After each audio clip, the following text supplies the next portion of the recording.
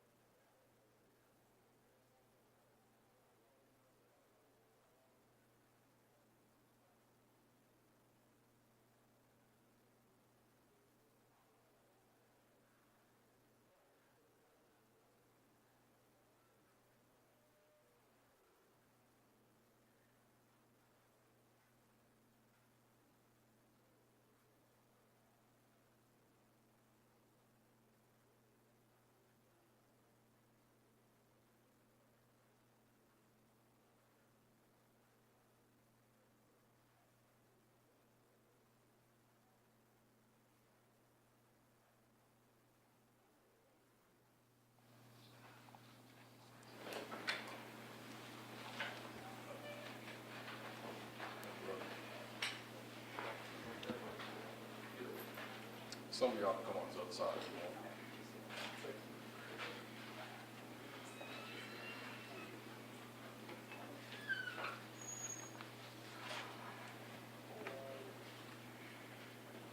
All right, are we ready?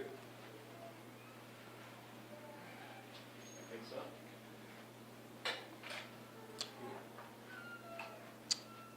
All right, well, good afternoon, everyone. We called this press conference today to add some more information in terms of where we are in our investigation in the mass shooting that occurred Saturday in Cordova. And so I'll start by reading some preliminary information as to where we are today, and then you also hear me ask for the public's help.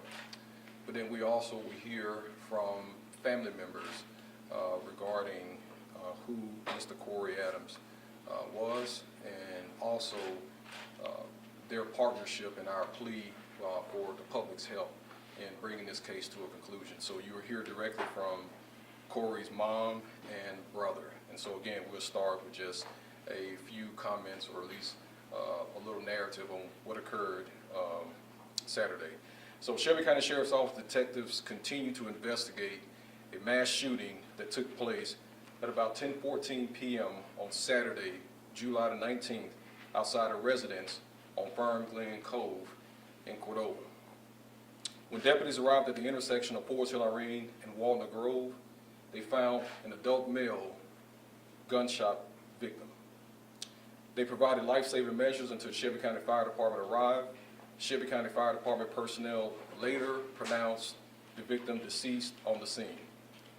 Upon arrival at Fern Glen Cove, about a mile down the road, deputies found multiple shell casings and learned that 4 adult males arrived by personal vehicles to area hospitals with gunshot wounds. All 4 victims at the time were listed in non-critical condition. At this time, 3 of the 4 have been released from the hospital and 1 remains hospitalized. Shelby County Sheriff's Office detectives have identified the homicide victim in the shooting as 18-year-old Corey Adams of New Orleans, Louisiana. And as I indicated earlier, some of the family members are here. Yesterday afternoon, July 20th, Shelby County Sheriff's Office detectives returned to the scene to continue their investigation into the shooting. Here is some general information that we know about the incident. Apparently, there was a pool party being held at the home of Fern Glen Cove, and we think that party had reached probably about 100 or more attendees. When the party ended, the attendees spilled into the cove and gunfire erupted, striking at least 5 people.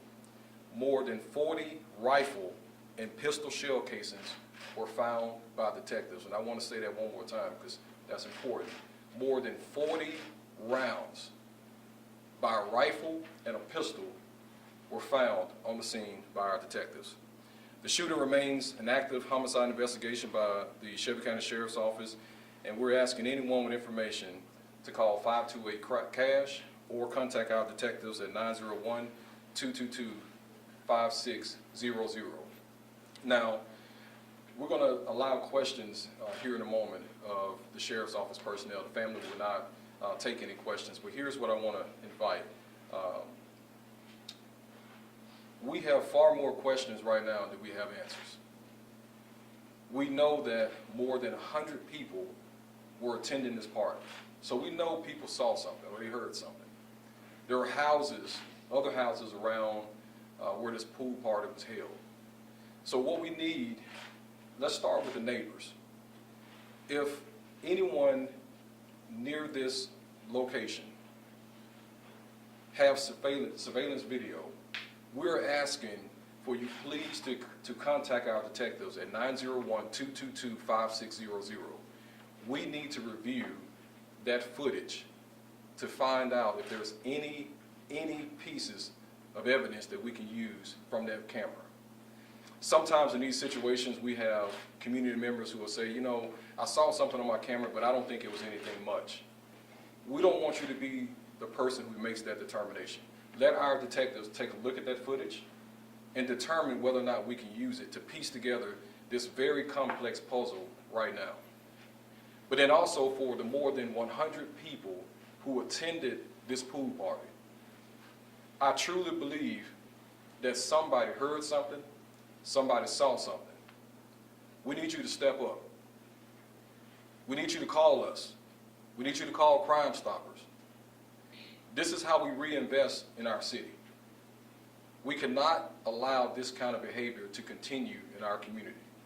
We all have to be partners in this. I had the opportunity to visit with the family this morning. Corey was a good young man. He didn't deserve this. And what I can tell you is that this is a priority one case for us. We have a team of detectives, more than a dozen, who have been assigned to this case and have literally worked around the clock ever since this incident occurred, and will continue to work it. We will find the shooter or shooters responsible for this, and we will put them in jail. This family deserves closure, and this family deserves to see the best of Memphis, to see the best of our citizens here. They deserve that. Put yourself in the family member's shoes. If this was your brother, your child, your nephew, what would you want to happen? We're asking for the best of our people to step up and give us information. We will now hear from Corey's mom, Ms. Bernhard, and then later Cadence Adams. And again, they're going to make some brief comments. They will not take any questions. And you'll hear from me again here in a moment. Mom. I first want to say thank you to God for allowing me to be here to speak on behalf of my child. Thank you to everyone, the outpouring of love, support, Ole Miss and the car, the sheriffs. I've been getting so much love, and I just want to say thank you because I appreciate everything that is being done to find out what happened and get justice for my son. They took a good one, y'all. My son was not a bad child. He lived for football. He was an all-star defensive player for Car. My son dreamed of going to the NFL. As a mother, he begged me to work. I said, no, I'm going to do whatever I got to do to struggle so that you can continue to focus 8 to 8 all day at football practice, so you can fulfill your dreams. My child played football for Ole Miss. On his time off, he just wanted to enjoy himself. He got to the pool party. The pool party was over. 10 minutes, he walking back to the car and was killed. He knew no one was in the party. He was just in the wrong place at the wrong time. If anybody knows me, they knows my boys is my life. Corey wasn't just anybody. That was my life. My boys are my life. Anybody knows him. If I went to work, he knows I work long hours. If it's a minute after 12 hours, my son want to know where I'm at. He's calling my mom. Mom, where you at? No, you don't work longer than 12 hours. My son was my all. He didn't deserve this. He wasn't in the street. He wasn't selling drugs. He wasn't doing anything besides pursuing his dream of becoming an NFL player. And he was doing a phenomenal job, and they took it from him. They took it from him. I didn't get to see him fulfill his dreams. And I'm begging for somebody just to, please just come forth and help. I just want justice. I can't give my son the rest of what I wanted to give him in life.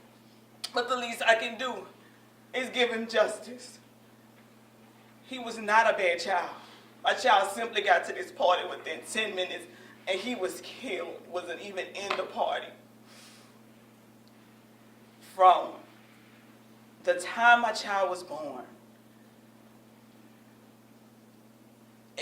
I can't tell you how the love The love is for my kids. I'm a mother that will do anything for my children. Anybody who knows me knows my boys is my life. He was just coming down here to enjoy himself on his day off from practice. He didn't deserve to die. I'm asking for anybody who has any information to help. I can't get my child back. I can't get him back to see him play at Ole Miss. I can't get him back to see him play in the NFL. But the least I can do, knowing that my child will at least have justice. For him, I want to just make sure that he gets justice. He was not a bad child. My child strictly lived, I can't stress enough, lived for football. He lived for football. His family was his life. My child was my best friend. My best friend. And I can't go on without him.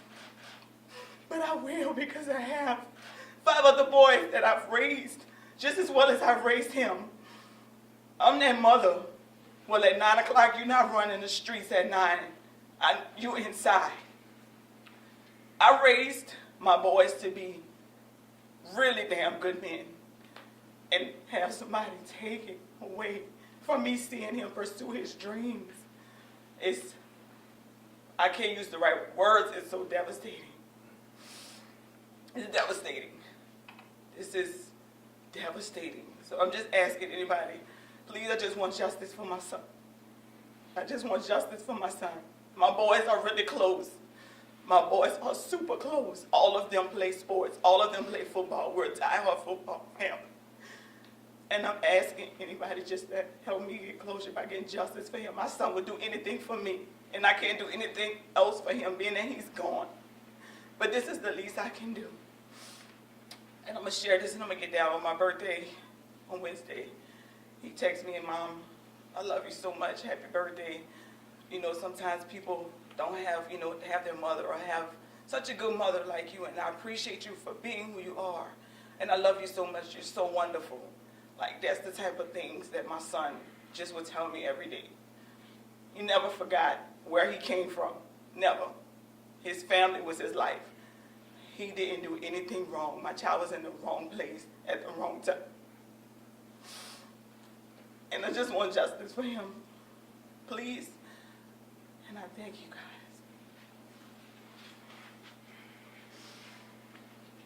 As you can hear the pain in Corey's mom, and again, we ask the public to understand that pain, but not just hear it, but respond to it.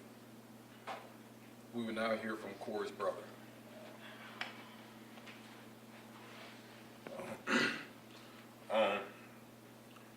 I played football with my big brother for 13 years, and every time I played with him, he's always pushed me, made me better. And the people around him, he was always positive, pushing them, making them the best they could be.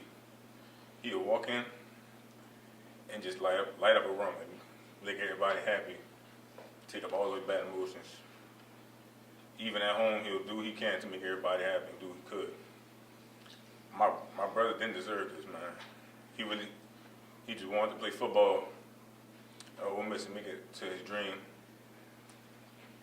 and it's unfortunately got cut short. My brother, he was a great person. He never did nothing wrong to nobody. He never had beef with nobody, no problems. He just wanted to have fun, and this one time, he was there at the wrong time. I mean, there's nothing else I can really say. I loved him. He was my role model. He was everything to me. And he loved the people he was around. He loved his family, his brothers, his parents, his aunties. He loved everybody. There was nobody in this world he disliked or hated. He was just him. He was unique. And now that my role model is gone, I gotta finish what he started. I'm gonna finish and pick up what he started, so that he could look down at me in heaven and be proud of me once again. The day before my brother got killed, Come on, son.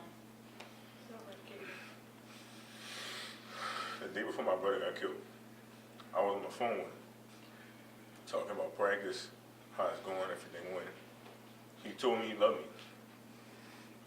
He told me, I love you, Kaden, for the last time the day before. And now that he's gone, I'll never be able to hear those words again. So I'm gonna live by the example he set in me and live my life how he wanted. Fulfill my dream for me and him to go to the NFL for both of us. I also asked that if anybody that was around that pool party at that time saw what happened, saw who shooting, the car, the license plate, anything, I wish and pray that you send it over so I can get justice for my big brother. Because he didn't deserve this.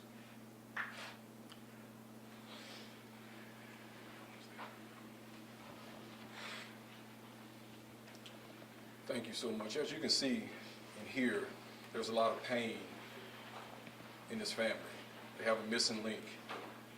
And I will reaffirm our commitment from the Sheriff's Office perspective. This is a priority one case, and we have more than a dozen detectives who are assigned to this case and who will investigate it. But this family traveled all the way here from New Orleans, Louisiana.